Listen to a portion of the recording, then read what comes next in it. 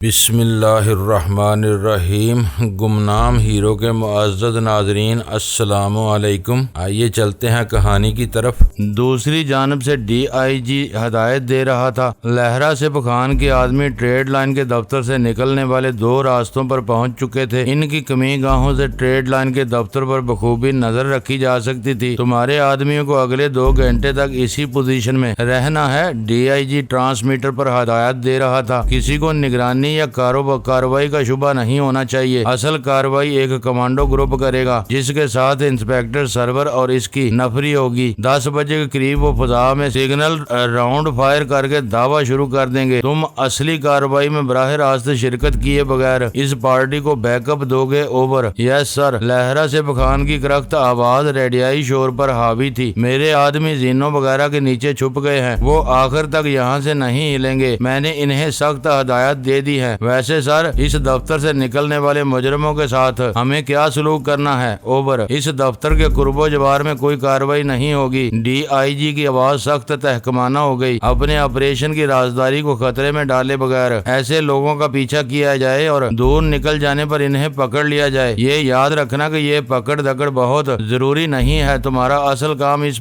بات پر نظر رکھنا ہے کہ مجرموں کے اڈے پر بندوقوں یا ہتھیاروں کی بھاری نقل و حرکت کامیاب نہ ہونے پائے۔ ایسی صورت میں بھی تم مجھے رپورٹ دے کر ہدایت لوگے۔ میں کوئی حماقت برداشت نہیں کروں گا۔ کسی کی کوتاہی کو نظر انداز نہیں کیا جائے گا، کیونکہ اس آپریشن کی کمان ایک فیڈرل اتھارٹی کر رہی ہے اور ہمیں اسی کی دی ہوئی لائن پر چلنا ہے۔ اوور۔ یس سر۔ لہرا سپ خان نے پرجوش آواز میں اپنا تکیہ کلام دہرایا۔ میں سب سمجھ گیا۔ آپریشن کامیاب ہو یا ناکام، ہم پر اس کی کوئی ذمہ داری نہیں آئے گی۔ ہمیں بس آنکھیں بند کر کے فیڈرل اتھارٹی کے دیے ہوئے ڈسپلن پر عمل کرنا ہے۔ میں ابھی اپنے جوانوں کو بریف کیے دیتا ہوں۔ اوور۔ لہرا سپ خان کے اخذ کیے ہوئے نتائج سراسر احمقانہ تھے، لیکن میرا اندازہ تھا کہ محکمہ جاتی چپکلش اور رنجشوں کی وجہ سے وہ لوگ اسی عمومی سوچ کے عادی ہو گئے تھے جس میں ان کا زیادہ قصور نہیں تھا۔ فوری طور پر ڈی آئی جی کی بنائی ہوئی آواز ابھری۔ لہرا سپ خان، تمہاری کھوپڑی پر شاید برف جم گئی ہے۔ تم بھول گئے ہو کہ اس وقت تم فون پر نہیں، ڈپارٹمنٹ کے لاسلکی آپریٹرز پر بات کر رہے ہو اور تمہاری آواز ہر کھلے آپریٹرز پر سنی جا رہی ہے۔ 9 بجے تک ایسے 2 آپریٹرز فیڈرل اتھارٹی کو بھی مل جائیں گے۔ اس وقت تک اپنے اوسان درست کر لو۔ اگر اس کے بعد تم نے احمقانہ باتیں کی تو میں تمہاری بیلٹ ہی نہیں وردی بھی اتروا لوں گا۔ میں اپنے ماتحتوں کی نان سینس برداشت کرنے کا عادی نہیں ہوں۔ Over. Yes sir. Okay sir. Over sir. Lehrasib Khan نے بکھلا کر سر کی تکرار شروع کر دی۔ آپریٹرز بے جان ہو گیا، لیکن چند سیکنڈ بعد ہی اس پر ایک نئی آواز سنائی دینے لگی۔ کسی چوکی سے ڈکیٹی کی ایک واردات میں ملوث کار کی تفصیلات نشر کی جا رہی تھی۔ ڈاکو تارک روڈ کے ایک دکاندار سے بھاری رقم کا تھیلا چھین کر ہوائی فائرنگ کرتے ہوئے کار میں فرار ہوئے تھے۔ فیڈرل اتھارٹی ابھی جوانی غالباً دانت پیس کر گرایا تھا۔ میں ان سب کو فنا کر دوں گا۔ میں دیکھتا ہوں کہ کون کمانڈو میرے دفتر کے قریب پھٹکتا ہے، میں ان کے چیتڑے اڑا ڈالوں گا۔ کم از کم مجھے یہ تو بتاؤ کہ تمہارا منصوبہ کیا ہے؟ میں نے پرتشویش لہجے میں سوال کیا۔ اب ان کا پورا پلان واضح ہو گیا ہے۔ فیڈرل اتھارٹی اور کمانڈوز کے الفاظ کا مطلب ہے کہ یہ آپریشن فوج کر رہی ہے، اس کی مدد کے لیے پولیس کو الرٹ کیا گیا ہے۔ وہ بولنے لگا۔ پولیس بکھلا کر ابھی سے میدان میں اتر پڑی ہے، لیکن اصل کارروائی 10 بجے شروع ہوگی جب اس علاقے میں الو بولنے لگیں گے۔ اس سے پہلے ہی فیڈرل اتھارٹی کو بھی پیغام رسانی کے لیے یہ ٹرانسمیٹر مل جائیں گے اور اس وقت بھی ان سے مذاکرات شروع کر دوں گا۔ ابھی میں ان کی ہرزہ سرائیاں سن رہا ہوں، لیکن جب میں بولوں گا تو ان کے اوسان خطا ہو جائیں گے۔ تم انہیں دفتر کو بلکہ پوری عمارت کو بارودی دھماکوں سے اڑانے کی دھمکی دو گے۔ صرف دھمکی نہیں دوں گا، بلکہ میں اس دھمکی کو عملی جامہ پہنانے کا ارادہ بھی رکھتا ہوں۔ مجھے معلوم ہے کہ ایسے حالات میں حکام وقت خریدتے ہیں، مد مقابل کو مختلف ہیلوں اور بہانوں سے اعصاب شکن انتظار میں مبتلا کرتے ہیں اور پھر اس کی کمزوری کے کسی بھی لمحے اس پر اچانک اپنی کاری وار کر گزرتے ہیں۔ میں انہیں یہ موقع فراہم نہیں کروں گا۔ میرے آدمی بہت جان نثار اور دلیر ہیں، لیکن میں ان کی خاطر اپنی زندگی برباد نہیں کر سکتا۔ وہ لوگ ٹریڈ لائن کے دفتر میں گھس گئے تو میرا کاروبار ہی نہیں، مستقبل بھی تباہ ہو جائے گا۔ تو میں کیوں نہ اسے دفتر بلکہ عمارت کو تباہ کر دوں۔ انہیں جلتے ہوئے ملبے میں صرف راکھ یا بگڑی ہوئی لاشیں مل سکیں گی، مگر میرا مستقبل محفوظ ہو جائے گا۔ میں تمہاری مدد سے اپنے کارکنوں کی ایک نئی جماعت کھڑی کر لوں گا۔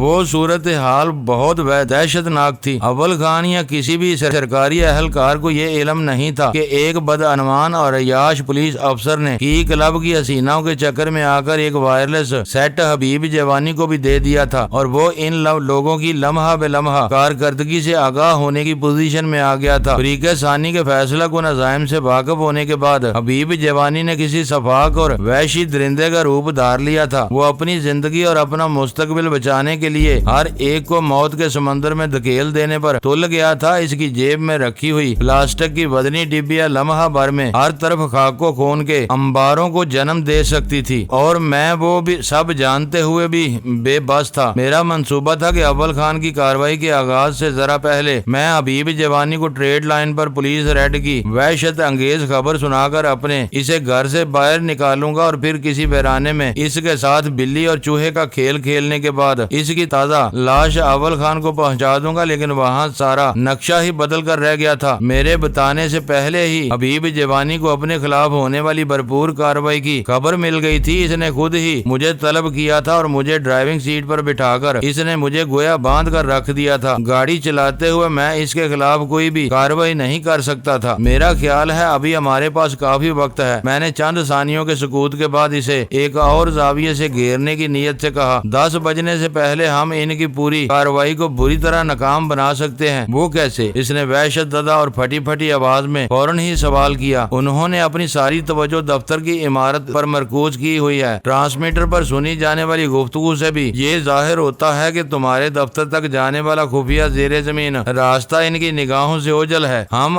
وقت کی مہلت کا فائدہ اٹھا کر اس راستے سے اندر جا سکتے ہیں اور اسی راستے سے اپنے تمام آدمیوں اور ضروری کاغذات سمیت دوبارہ باہر آ سکتے ہیں۔ اندر گھسنے کے بعد وہ اپنا سر پیٹتے رہ جائیں گے۔ وہ تجویز پیش کرتے ہوئے میں خود بھی اس بارے میں حیران تھا کہ ڈی آئی جی نے لہرا سپ خان کو ٹریڈ لائن کی نگرانی پر مامور کیا تھا تو خفیہ راستے کے بارے میں کیوں خاموش تھا۔ میں نے اول خان کو اس راستے کی واضح نشاندہی کی تھی، لیکن ایسا معلوم ہو رہا تھا جیسے پولیس والے نکاسی کے اس خفیہ راستے سے یہ اکثر بے خبر تھے۔ اس بڑی اور مشترکہ کارروائی میں خفیہ راستے کو نظر انداز کر دینا سنگین کوتاہی کے مترادف ہوتا، اس لیے میں نے یہ فرض کر کے اپنے دل کو تسلی دینے کی کوشش کی کہ شاید ایس ٹی ایف والے خود ہی ادھر پھیل چکے ہوں۔ چاروں طرف سے خطرات میں گرے ہوئے کسی درندے کی طرح اس وقت حبیب جوانی کی چھٹی اس پوری طرح کام کر رہی تھی۔ اس نے فوراً ہی میری تجویز مسترد کر دی۔ میں کسی بھی قیمت پر اب اسی عمارت میں قدم نہیں رکھوں گا۔ وہ میرے لیے چوہے دان ثابت ہو سکتی ہے۔ غلط مشورے دے کر مجھے بہکانے کی کوشش نہ کرو۔ ہو سکتا ہے کوئی خفیہ پارٹی اس راستے کی نگرانی پر مامور ہو۔ تم بھی پھر میری نیت پر شبہ کر رہے ہو۔ میں نے پرزور انداز میں احتجاج کیا۔ ذہنی دباؤ کی حالت میں تم شاید دوست اور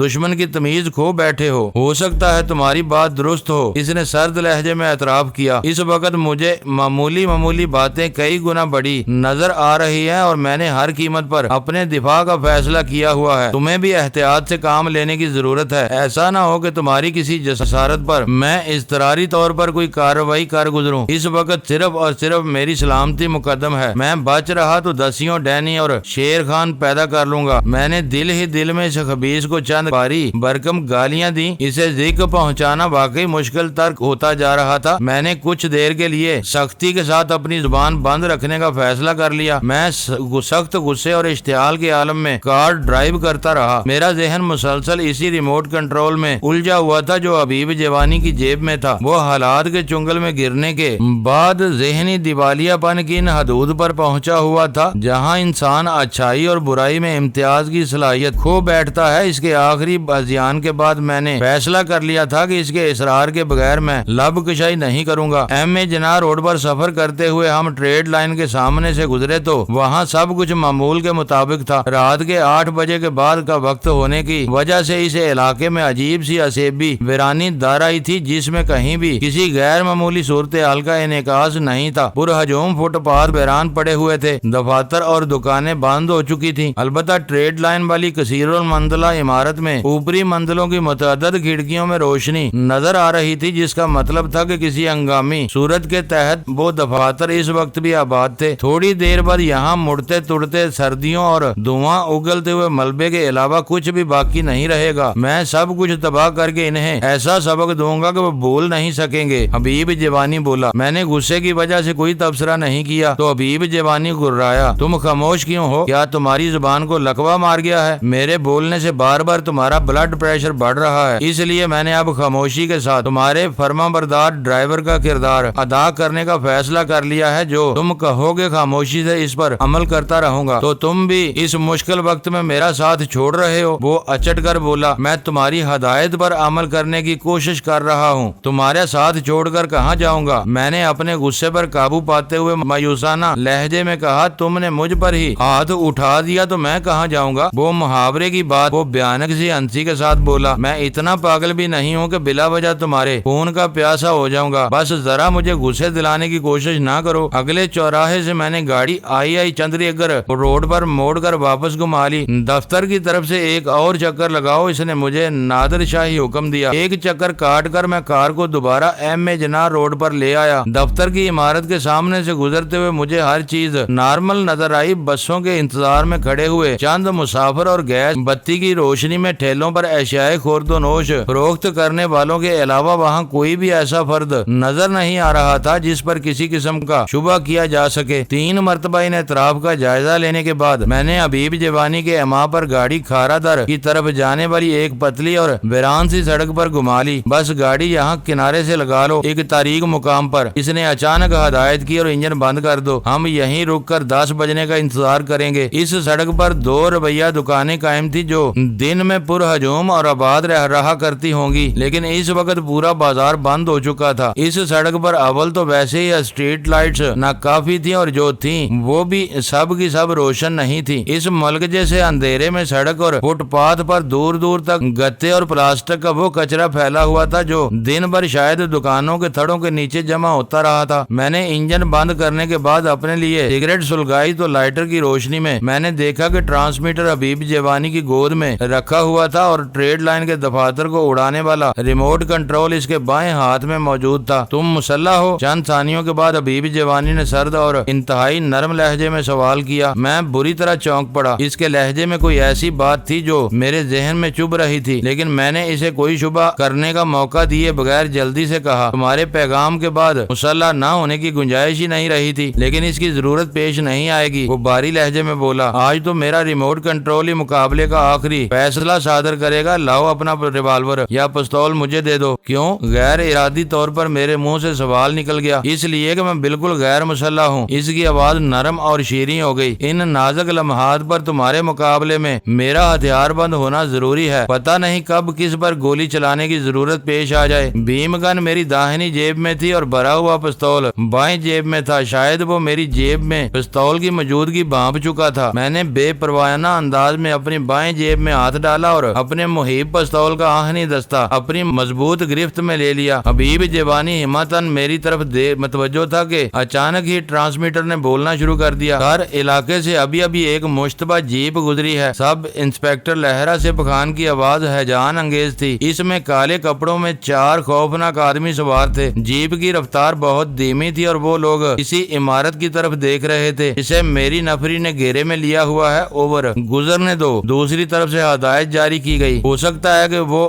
فیڈرل ایجنسی کے کمانڈو ہوں اور موقع محل کا جائزہ لینے کی مہم پر نکلے ہوں۔ جب تک کوئی پارٹی اس دفتر یا عمارت کا رخ نہ کرے تمہیں اس سے کوئی تعرض کرنے کی ضرورت نہیں۔ تم لوگوں کسی اور معاملے میں الجھ گئے تو اصل مہم پر پوری توجہ نہیں دے سکو گے۔ اپنی آنکھیں کھلی رکھو مگر جلد بازی سے کام لینے کی ضرورت نہیں۔ اوور۔ یس سر۔ لہرا سپھ خان کی آواز کا جوش و خروش یک بیک معدوم ہو گیا۔ Over and all. دوسری جانب سے گفتگو کا سلسلہ موقوف کر دیا گیا۔ میں تمہارے پستول کا منتظر ہوں۔ کار میں پھیلے ہوئے اندھیرے میں حبیب جوانی کی خشک آواز گونجی۔ اوہ، میں نے چونکنے کی اداکاری کرتے ہوئے کہا۔ میں پولیس والوں کی گفتگو کی طرف متوجہ ہو گیا تھا۔ دوہری اتھارٹی کی وجہ سے یہ لوگ بری طرح الجھے ہوئے معلوم ہوتے ہیں۔ بات کرتے ہوئے میں نے اپنی جیب میں سے پستول نکال کر اس کی طرف بڑھا دیا۔ حبیب جوانی نے اتنی پھرتی کے ساتھ پستول لیا جیسے اسے خدشہ رہا ہو کہ تاخیر ہونے کی صورت میں کہیں اپنا ارادہ نہ بدل لوں۔ وہ اس وقت بہت مشکل صورتحال سے دوچار تھا۔ اس نے برسوں کی انتھک محنت اور جان سوزی کے بعد جو گروہ کھڑا کیا تھا، اس کی بقا بدترین خطرے سے دوچار ہو چکی تھی۔ ٹریڈ لائن عام روایتی مفہوم میں ایک صاف ستھرا تجارتی ادارہ تھا جس کا تمام تر عملہ قانون کا احترام کرنے والے پڑھے لکھے ملازمین پر مشتمل تھا۔ ٹریڈ لائن کی اس ساکھ کی آڑ میں حبیب جوانی جو کچھ کر رہا تھا اس سے ان کا کوئی تعلق نہیں تھا۔ در حقیقت اس تجارتی ادارے کی آڑ میں 2 متوازی نظام چل رہے تھے اور اس رات وہ سب کچھ تباہ ہوتا نظر آ رہا تھا۔ پولیس اور وفاقی اداروں کی کارروائی کامیاب ہوتی تو حبیب جوانی کے تمام آدمی ناقابل تردید شہادتوں کے ساتھ پولیس کی تحویل میں چلے جاتے انہیں ناکام بنانے کے لیے۔ اگر حبیب جوانی کا داؤ چل جاتا تو وہ لوگ متعدد بے گناہوں کو ساتھ لے کر راہ ملک عدم ہو جاتے۔ ہر دو صورتوں میں حبیب جوانی کے اس دوہرے نظام کی مکمل تباہی یقینی تھی۔ وہ نوشتہ دیوار پڑ چکا تھا۔ اس موقع پر اس نے حیرت ناک ذہانت کا مظاہرہ کرتے ہوئے اس تباہی کو ٹالنے کا کوئی خطرہ مول نہیں لیا تھا۔ اس نے اچھی طرح سمجھ لیا تھا کہ موت کے بھیانک سائے اس کے آدمیوں کے سروں پر منڈلا رہے تھے اور انہیں بچانے کی کوششوں میں وہ خود بھی جہنم واصل ہو سکتا تھا۔ اس وقت وہ صرف اور صرف اپنی ذات کے بارے میں سوچ رہا تھا۔ وہ مجھ سے کھل کر کہہ چکا تھا کہ وہ اپنے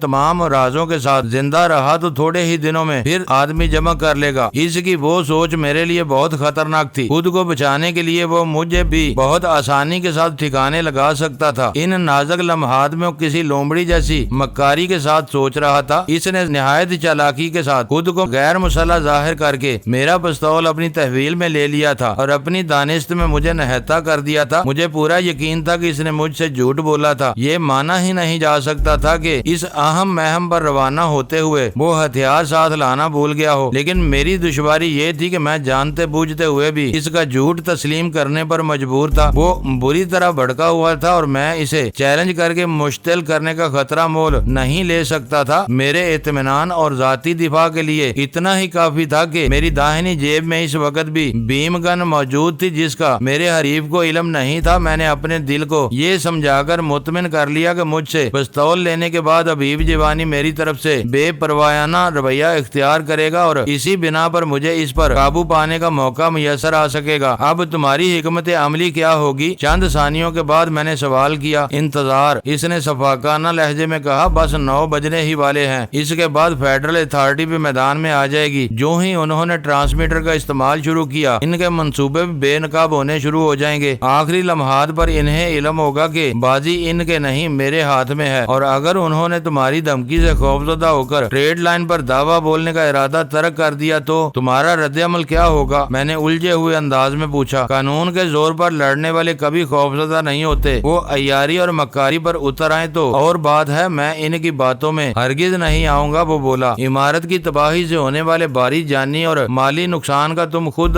ذکر کر چکے ہو۔ اس عمارت میں میرا کوئی رشتہ دار نہیں ہے۔ حبیب جوانی کا لہجہ زہریلا ہو گیا۔ میرے لیے وہ سب اجنبی ہیں۔ رہا شیر شاہ خان اور اس کے آدمی تو شطرنج کی اس بساط پر پیدل سے زیادہ وقت نہیں رکھتے۔ میں نے مکمل مات اور تباہی سے بچنے کے لیے انہیں بینٹ چڑھانے کا مصمم ارادہ کر لیا ہے۔ تم ان پر دباؤ ڈال کر اپنے آدمیوں کو ہیروین سمیت دفتر سے نکال سکتے ہو۔ وہ احتجاجیہ انداز میں ہنس پڑا۔ دفتر کے فون کٹے ہوئے ہیں، میرے سب آدمی اندر محصور ہیں اور میں اکیلا ہوں۔ میں ان کی یقین دہانیوں پر کیسے بھروسہ کر سکتا ہوں؟ وہ ذرا سی دیر میں اندازہ لگا لیں گے کہ میں اپنے دفتر کے اندر کے حالات سے بالکل بے خبر ہوں۔ ایک طرف وہ مجھے بے وقوف بناتے رہیں گے اور دوسری طرف دفتر سے تمام آدمیوں کو آوارہ کتوں کی طرح بے دردی سے پکڑ لیں گے۔ نہیں ڈینی، ابھی میرا دماغ اس حد تک معاف نہیں ہوا کہ میں ایسے احمقانہ مشورے قبول کر لوں۔ تمہارا ہر جان نثار بہت قیمتی ہے۔ میں ان کی جانیں بچانے کی ترکیب سوچ رہا تھا۔ میں نے اس کے بے رحمانہ تبصرے پر سیاہ کر مدافعانہ لہجے میں کہا، انہیں نہیں، اب صرف مجھے بچانے کی فکر کرو، کیونکہ تمہاری اپنی زندگی بھی میری سلامتی سے وابستہ ہو کر رہ گئی ہے۔ اس نے میری پستول کو دانستہ اپنی انگلیوں میں گھماتے ہوئے کہا۔ میں اس کے معنی خیز لہجے پر چونک کر اس کی طرف دیکھنے لگا۔ اس وقت حبیب جوانی کی آنکھیں اندرونی جوش اور قہر کے سبب بلور کے گول ٹکڑوں کی طرح چمک رہی تھی۔ گھبرانے کی ضرورت نہیں، وہ میری پریشانی سے محظوظ ہوتے ہوئے دوبارہ خود ہی بول پڑا۔ ڈرو نہیں، میں برا وقت آنے پر تمہیں گولی مارنے کا ارادہ نہیں رکھتا۔ میں صرف یہ جتانا چاہ رہا تھا کہ ان کڑے حالات میں ہم دونوں یکجا ہیں۔ ایک بار مصیبت آئی تو دوسرا بھی محفوظ نہیں رہ سکے گا۔ اب ہمیں اپنی اپنی ڈفلی پر اپنا اپنا راگ الاپنے کی بجائے ایک ساتھ جینے یا مرنے کے بارے میں غور کرنا ہوگا۔ میں تمہارا مطلب سمجھ گیا تھا، میں نے کن آنکھیوں سے اپنے بھرے ہوئے پستول کا جائزہ لیتے ہوئے کہا۔ تمہاری زبان سے بار بار نکلنے والے مایوسانہ کلمات سے میرا اعتماد متزلزل ہو رہا ہے۔ تم اس وقت میری اندرونی کیفیات کو سمجھ ہی نہیں سکتے۔ اس کی آواز میں نفرت کا زہر اتر آیا۔ اندر کی کہانیوں کے بارے میں صرف 2 آدمیوں پر اعتماد کرتا ہوں، تم اور شیر شاہ خان۔ وہ اندر بارود کے ڈھیر پر بیٹھا ہوا ہے اور تم میرے ساتھ ہو۔ اب بتاؤ کہ ایسی صورتحال میں کس کا گلا دبوچوں؟ جس کسی نے میرے ساتھ دغا کی ہے دل کھول کر اپنی بڑاس نکالی ہے۔ میرے دفتر پر ہاتھ ڈالنے والوں کو بہترین موقع اور وقت فراہم کیا گیا ہے۔ آدمی ہیروین، کھوکھلے شولڈر پیڈز اور انہیں سیل کرنے والا سازو سامان، ہر چیز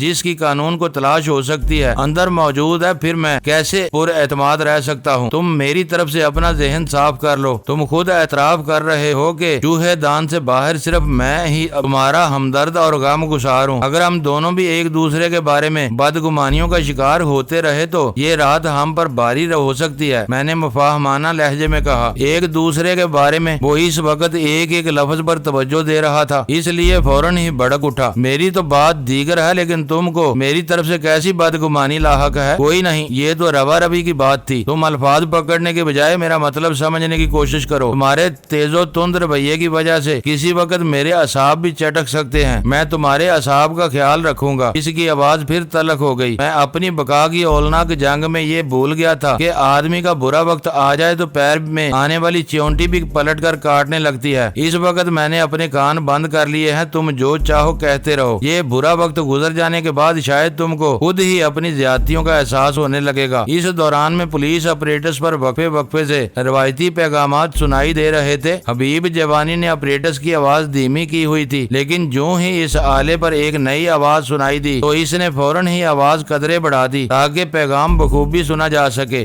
black arc A calling, central control room over. وہ آواز حبیب جوانی کے لیے اجنبی تھی، لیکن میں اسے ہزاروں میں پہچان سکتا تھا۔ وہ اول خان کی گونجیلی آواز تھی۔ Operation controller reporting over. دوسری طرف سے آنے والی آواز پرانی ہی تھی۔ ہم لوگ چند منٹ میں ٹارگٹ ایریا میں داخل ہو رہے ہیں۔ ادھر کی کیا پوزیشن ہے؟ اوور۔ آمد و رفت کے ہر راستے کی کڑی نگرانی کی جا رہی ہے۔ ابھی تک کوئی اس دفتر سے نہیں نکلا۔ عمارت کی اوپری منزلوں پر کئی دفاتر روشن اور آباد ہیں، لیکن ہمارے مطلوبہ دفتر میں گور اندھیرا اور مکمل سناٹے کا راج ہے۔ معلوم ہوتا ہے کہ اس دفتر میں چوکیداروں کے علاوہ کوئی نہیں ہے۔ اوور۔ وہاں کون ہے اور کون نہیں ہے یہ دیکھنا ہمارا کام ہے۔ ایک خالی عمارت میں اسیب کو گھیرنے کے لیے یہ بڑے انتظامات نہیں کیے گئے ہیں۔ قرب و جوار میں کوئی مشتبہ نقل و حرکت دیکھی گئی ہے؟ اوور۔ تھوڑی دیر پہلے ایک جیپ میں 4 سیاہ پوش بدماش علاقے کا جائزہ لیتے ہوئے گزرے تھے۔ اس کے علاوہ ہر طرف سکون اور سناٹا پھیلتا جا رہا ہے۔ اوور۔ وہ ہماری ایڈوانس پارٹی تھی۔ اول خان کے اس انکشاف نے سینٹرل کنٹرول روم میں بیٹھے ہوئے پولیس افسر کے اعصاب ہلا کر رکھ دیے ہوں گے۔ آج کے آپریشن میں ہمارے تمام کمانڈوز سیاہ لباس میں ملبوس ہیں اور یہی ان کی شناخت ہے۔ ان سب کا پاس ورڈ بلیک ہاک ہے۔ مجھے امید ہے کہ فیلڈ میں موجود تمہارے عملے کے افسران یہ بات غور سے سن رہے ہوں گے۔ اوور۔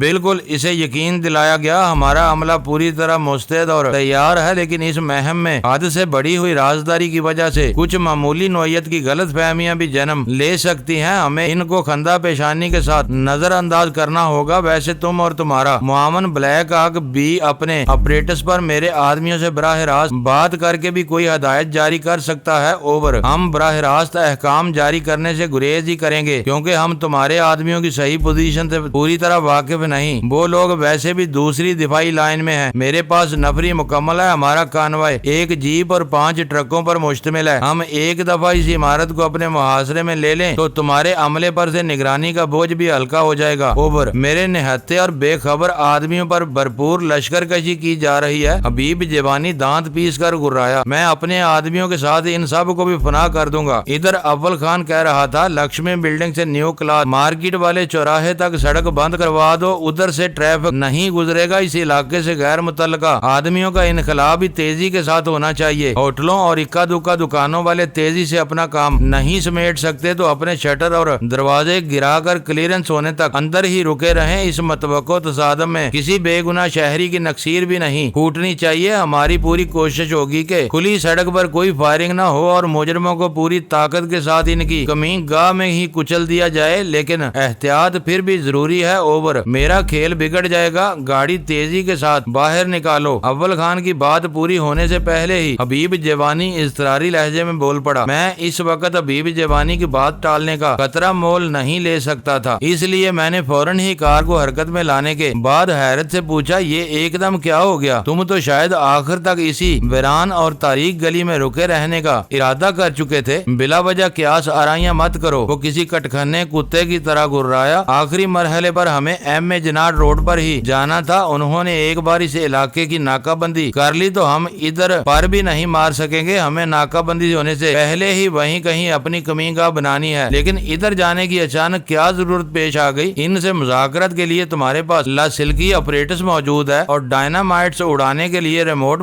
کنٹرول موجود ہے، پھر بھیڑوں کے اس چھتے کے قریب جانے کا خطرہ مول لینے کی کیا ضرورت ہے؟ اس کی نئی کلا بازی نے مجھے واقعی الجھن میں ڈال دیا تھا۔ مجھے ہر حالت میں ٹریڈ لائن کے دفتر سے 150 فٹ کے فاصلے کے اندر رہنا ہے، اس نے ریموٹ کنٹرول والی سیاہ ڈبیا اپنی جیب میں ڈالتے ہوئے کہا، پھر فوراً ہی بات بدلتے ہوئے بولا، میں اپنے مسائل اور دشواریوں کو بہت اچھی طرح سمجھتا ہوں، تمہیں ان پر اپنا مغز نہیں کھپانا چاہیے، تم صرف میری ہدایت پر عمل کرتے رہو، تمہارے اطمینان کے لیے بس اتنا ہی کافی ہے کہ میں خودکشی کرنے کا کوئی ارادہ نہیں رکھتا۔ میں ایک بار پھر خون کے گھونٹ پی کر رہ گیا، وہ مردود بار بار میری توہین کیے جا رہا تھا اور میں اس کی ہرزہ سرائی برداشت کرنے پر مجبور تھا۔ اسے جہنم حاصل کرنے کے لیے میرا منصوبہ بہت سادہ اور سہل تھا، وہ اپنے گھر پر پڑا آرام کر رہا ہوتا اور میں اسے ٹریڈ لائن پر چھاپے کی خبر سنا کر اس کی کچار سے باہر لے آتا، پھر کچھ دیر تک اسے خوفزدہ کرنے کے بعد میں نہایت آسانی سے پستول یا بیم گن استعمال کر کے اس کو ہمیشہ کے لیے خاموش کر دیتا، لیکن اس کی تحویل میں موجود پولیس آپریٹرز نے اس وقت اس پر ہر راز قبل از وقت افشا کر دیا تھا۔ اس نے مجھے کار چلانے کی ذمہ داری سونپ کر ویسے ہی ہاتھ باندھ کر رکھ دیا تھا، پھر میرا بھرا ہوا پستول بھی اس نے مکاری کے ساتھ اپنی تحویل میں لے لیا تھا۔ جب سے اس نے اپنے دفتر میں ڈائنامائٹس کی موجودگی کا انکشاف کیا تھا، میں مسلسل اسے قابو کرنے کے موقع کی تلاش میں تھا، لیکن وہ ریموٹ کنٹرول کے بارے میں بہت محتاط اور چوکنا تھا۔ میں کوئی اوچھا وار کر کے یہ خطرہ مول نہیں لے سکتا تھا کہ وہ مایوسی کے عالم میں اس ریموٹ کنٹرول کا بٹن دبا کر اچانک ہی سب کچھ تباہ کر دے۔ میری پوری کوشش تھی کہ میں اسے باتوں میں الجھا کر کسی طرح تباہ کن ریموٹ کنٹرول پر قابض ہو جاؤں اور پھر اس کے گریبان پر ہاتھ ڈال دوں۔ ایک بہت بڑی اور ناقابل تصور تباہی کو ٹالنے کی خاطر میں اس نیم پاگل اور